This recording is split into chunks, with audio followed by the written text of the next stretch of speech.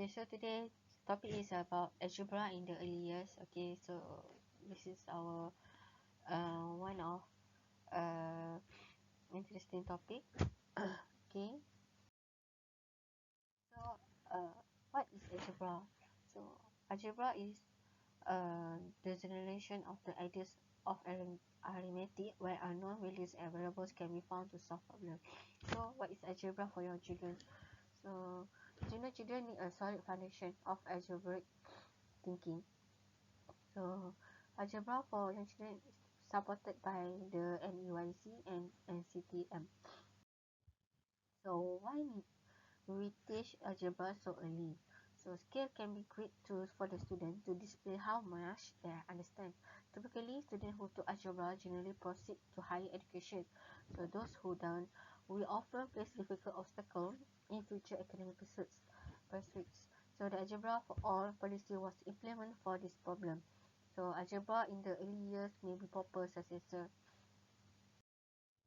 So as we know, from the national algebra standard, we have four. Four uh, items that from the national algebra standard. The first one is patterns. The second one is mathematical situation and structures, models of quantitative relationship, and the change. Patterns, algebraic concepts are key to a good basic understanding of mathematics. The recognition, creation, and extension of patterns and the analysis of change are important pre-algebraic concepts for preschool children. And there are two specific aspects for preschooler, which is patterns and change. Okay, so we go to the patterns first. Patterns are the cornerstone of algebraic thinking. So simple patterns like day, night, okay, or clap, clap, tap, clap, clap, tap are great intro to patterns. Or maybe you do the step like forward, forward, backward, forward, forward, backward. So later the student will move on to the numerical patterns. So blocks are also recommended to show different numerical patterns. Okay, this picture show the how different numerical patterns like growing pattern present to first grader lah. Okay, so we also can do the block pattern or different colors, or we can also do the shapes from the block uh, block pattern from the various shape or various color. Okay, mathematical situation and structures. This is another major component to algebra. Important concepts include discussing equal, not equal, or same, or different, or more or less, and balance or not balance. So examples of real-world scenarios can also be discussed. Okay, you also can give a sample of example of real-world scenario, like what you measure or what you do or what you do on your daily life lah. Okay, twice and give example for this algebra. So like, can you finish the pattern like red button, blue button, red button? What come next? Okay, so they need to guess what the pattern next also. Okay, so what the research say about this algebra? So your children can determine the unit of a repeating pattern and can use this skill to determine that two perceptually different patterns actually have the same structure. So from the earliest age, children can be learning the basic rudiments of algebra, particularly its representational aspect.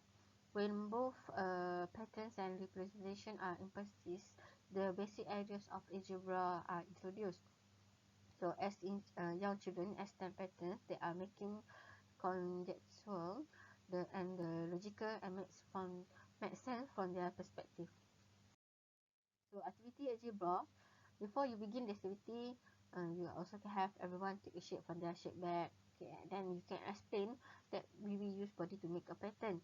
So add one out and ask for two ideas and write on paper, repeat out to 3 or 4 times.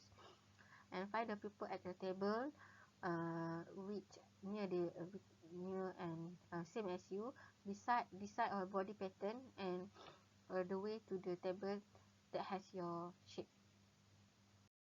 Okay, what teachers can do activities, you locate the 5 headings on each table in color, locate the 5 page of recommendation for teachers, and read the recommendation for teachers and place them underneath the appropriate heading and check your work. Okay, so you discuss 2 things that you do in one of the components and discuss 1 thing that you can take back from each component.